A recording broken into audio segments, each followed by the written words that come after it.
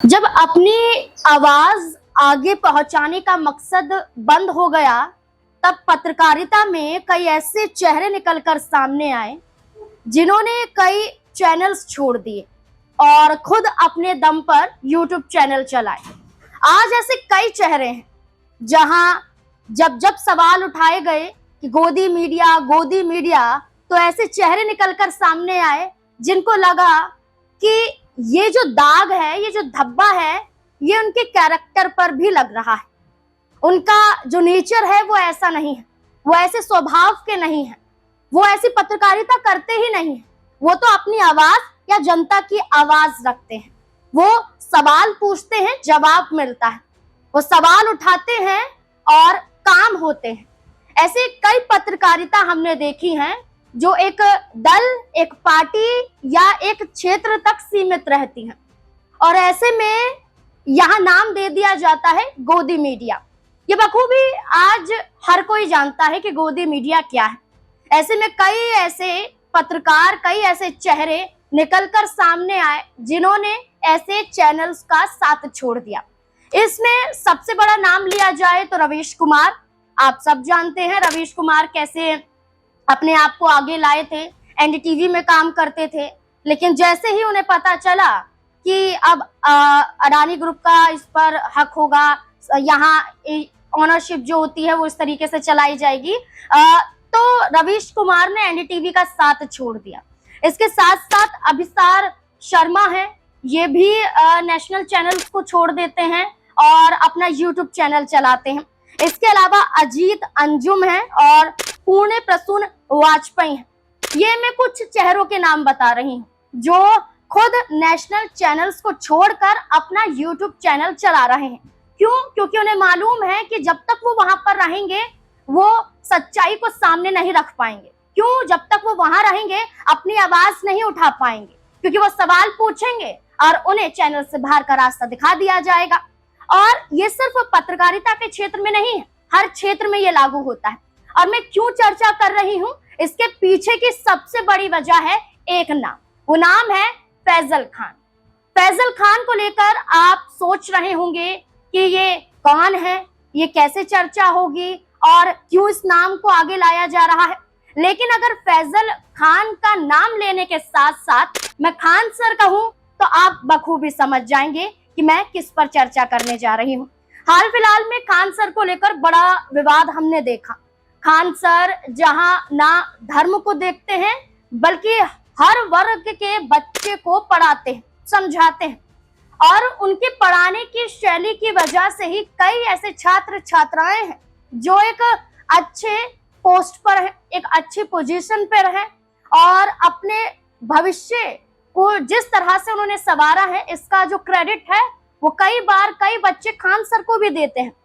हमने कई ऐसी वीडियो भी देखी हैं जहां रक्षाबंधन के मौके पर खान सर के हाथों में हर लड़कियां राखी बांधने आ जाती हैं जो उनके कोचिंग सेंटर में पढ़ाई करती है। वो वीडियो भी वायरल हुआ था जहां उनका पूरा हाथ राखियों से भर जाता है। हमने कई ऐसे वीडियो भी देखे हैं जहां कुछ जो स्टूडेंट हैं उनके सामने आके रोते हुए भी दिखाई देते हैं, खान सर उन्हें समझाते हुए नजर आते हैं। कई ऐसे हमने स्टूडेंट देखे हैं जो ये कहते हैं कि आर्थिक रूप से वो सक्षम नहीं है पढ़ने के लिए, लेकिन खान सर उनका साथ नहीं छोड़ते हैं, बल्कि खान सर उनका साथ देते हैं, उन्हें पढ़ाते हैं, अपने कोचिंग सेंटर में पढ़ाते हैं। इतना ही नहीं, खान सर सस्ती फीस लेते हैं। यहाँ तक भी देखा जाता है कि कई बच्चों से वो फीस भी नहीं लेते हैं जब उनकी कंडीशन पता चलती है कि किस हाल में उनका परिवार है, उनके बच्चे हैं और वो बच्चा पढ़ना चाहता है। तो खान सर खुद आकर यहाँ उन्हें एक तरह से इनकरेज करते हैं कि वो पढ़ाई में अपना योगदान दें, वो अपने भविष्य के बारे में सोचें, वो अपने भविष्य के बारे में सोचने के अलावा कुछ और यहाँ पर कार्य ना करें। तो आप ये सोचिए, जब खान सर इतना बड़ा योगदान दे सकते हैं तो आप समझ सकते हैं कि खान सर को लेकर जो आरोप लगाए जा रहे हैं पूरी तरह से ये पुष्ट नहीं हो जाते। और ऐसे में खान सर पर उंगली उठाना जहां तक मुझे लगता है वो सही नहीं है।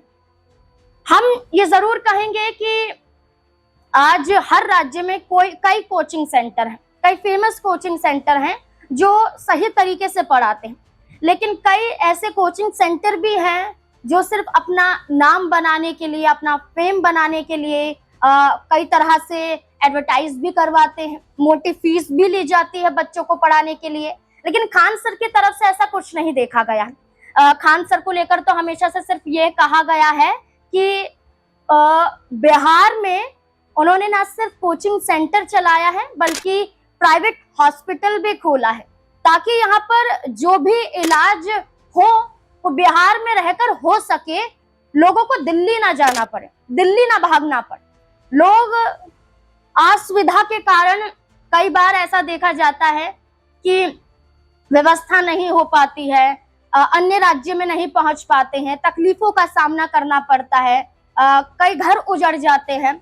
और इसी को ध्यान में रखते हुए, क्योंकि बिहार के अंदर कई ऐसे धांधलेबाजी, कई ऐसे भ्रष्टाचार हमने अस्पतालों में भी देखे, जिसका उजागर कई बार कई रिपोर्ट्स के माध्यम से हुआ है, कई रिपोर्ट्स के माध्यम से हुआ है। और उसके बाद खान सर सामने आते हैं और एक प्राइवेट हॉस्पिटल खोलते हैं और वहां सस्ते दाम पर इलाज करवाया जाता है, हर फैसिलिटी उस अस्पताल में मौजूद होती है। कोचिंग सेंटर खोला जाता है, ना सिर्फ कोचिंग सेंटर खोला जाता है बल्कि यूट्यूब के जरिए ऑनलाइन क्लासेस भी ली जाती हैं। खान सर हर माध्यम से बच्चों को पढ़ाने का काम करते हैं।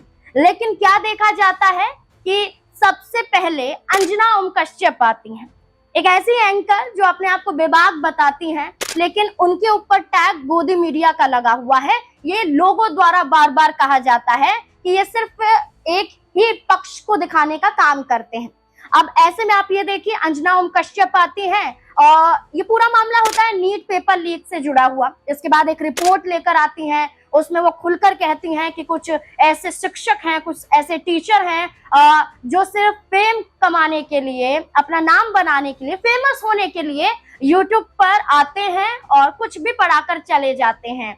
और यहाँ सीधे सीधे वो शिक्षकों को दो कौड़ी का कहते हुए नजर आती हैं। इसके बाद कई जो शिक्षक हैं वो सामने आते हैं, इसमें खान सर भी होते हैं, इसमें कई अन्य यहाँ शिक्षक होते हैं, वो सामने आते हैं और अंजना ओम कश्यप को जवाब देते हैं। जब तक अंजना ओम कश्यप शिक्षकों पर कीचड़ उछाल रही थी तब तक तो उन्हें ठीक लग रहा था, लेकिन जब आईना दिखाने का काम इन तमाम टीचर्स ने किया कि आप ऐसे कैसे कह सकती हैं, तो अंजना ओम कश्यप एफआईआर दर्ज करवा देती है, मुकदमा दर्ज करवा देती हैं कई टीचर्स के खिलाफ। उसमें खान सर का नाम भी होता है। 2 करोड़ का यहाँ हर्जाना यहाँ पर लिया जाने की बात कही जाती है, यानी कि जो मुकदमा दर्ज होता है इसमें जो हर्जाने की राशि होती है वो 2 करोड़ रुपए की रखी जाती है। और ये कहा जाता है कि ये शिक्षक अंजना ओम कश्यप के बारे में गलत बयानबाजी कर रहे हैं, आप शब्दों का इस्तेमाल कर रहे हैं। लेकिन अंजना ओम कश्यप क्या कर रही थी, वो भी तो वही कर रही थी। ये मामला होता है। उसके बाद हम 2 जून को देखते हैं उनका जो कोचिंग सेंटर है मुसल्लहपुर में, उस कोचिंग सेंटर पर हमला किया जाता है और ये कहा जाता है कि उसी जगह पर ज्ञान कोचिंग सेंटर है, उनके जरिए ये हमला करवाया जाता है। ये पूरा मामला सामने आता है सुरक्षा गार्ड के जरिए। जो खान सर की कोचिंग है ग्लोबल स्टडीज वाली, उसमें देखा जाता है कि खान सर द्वारा ये कहा जाता है कि जो उनके सुरक्षा गार्ड हैं वो अपने सेल्फ डिफेंस में हवा में गोलियां चलाते हैं ताकि मामले को शांत किया जा सके। और ये भी कहा जाता है कि सामने वाला पक्ष हमला करने आया था, गोलीबारी की भी बात कही जाती है, लेकिन सीसीटीवी में ये कहा जाता है कि उधर से कुछ नहीं हुआ है, सिर्फ खान सर के आदेश पर यहाँ से सब कुछ हुआ है।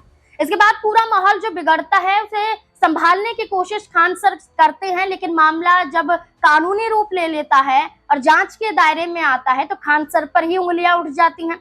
जो उनके कोचिंग के गार्ड हैं वो खान सर पर ही आरोप लगा देते हैं कि इनके कहने पर हुआ जो कुछ भी हुआ। लेकिन माना जा रहा है कि खान सर को लेकर हर किसी का बार बार कहना है कि खान सर जो बच्चों को पढ़ाते हैं इस नाम से मशहूर हैं, बच्चे उनको पसंद करते हैं, उनकी कदर करते हैं, उनसे प्यार करते हैं और इज्जत करते हैं। उसी खान सर को फैजल खान बनाकर धर्म के नाम पर कीचड़ उछालने की कोशिश की जाती है। इसके बाद कहा जाता है कि धर्म के आड़ पर राजनीति फिर से शुरू हो गई। धर्म के आड़ पर ये टीवी चैनल फिर से एक चेहरे पर उंगली उठा रहे हैं, कीचड़ उछाल रहे हैं, उनको भला बुरा कह रहे हैं। और ऐसे में अब खान सर को लेकर तमाम यहाँ पर आरोप लगाए जाते हैं। अब पूरा मामला ये देखा जा रहा है कि अग्रिम जमानत के लिए वो कोर्ट का दरवाजा खटखटाते हैं। फिर ये सामने आता है कि जो ज्ञान कोचिंग सेंटर के मुखिया हैं रोशन आनंद, उनकी जो जमानत याचिका होती है जिस पर सुनवाई 8 जून यानी कि आज ही हुई है, इस पर फैसला सुरक्षित रख लिया जाता है। इस बीच में कहा जाता है कि खान सर ने भी अपनी अग्रिम जमानत के लिए याचिका दाखिल की, लेकिन अभी फरार चल रहे हैं। तमाम खबरों में सिर्फ यही लिखा जाता है कि खान सर फरार हैं, पटना पुलिस ढूंढ रही है, दिल्ली पुलिस ढूंढ रही है, खान सर फरार चल रहे हैं। लेकिन इस पूरे मुद्दे को लेकर आपको क्या लगता है कि क्या खान सर दोषी हैं? क्या खान सर पर जो सवाल खड़े किए जा रहे हैं क्या जायज हैं? यहाँ हम किसी को लेकर स्पष्ट रूप से नहीं कह रहे हैं क्योंकि मामला भी जांच के दायरे में है, लेकिन ये हम जरूर कह रहे हैं कि कोई एक चैनल में बैठकर किसी पर उंगली उठाता है और पूरे जो समाज है उसे गंदा करने की कोशिश करता है, तो ये कैसे बर्दाश्त किया जाएगा। अब ये पूरा मामला ऐसे से जोड़कर देखा जा रहा है, धर्म का एंगल आ जाता है। लेकिन खान सर को लेकर आपको क्या लगता है, आपकी क्या राय हो सकती है खान सर को लेकर? अपनी राय कमेंट सेक्शन में जरूर दें। तमाम और सवाल हो सकते हैं वो भी आप लिख सकते हैं। क्या और जवाब देना चाहते हैं खान सर को लेकर, और क्या टॉपिक आप सुनना चाहते हैं? जिस तरह से पूरा माहौल खान सर को लेकर चल रहा है, इसको लेकर आपका क्या कहना है? अपनी राय जरूर हमारे साथ साझा करें।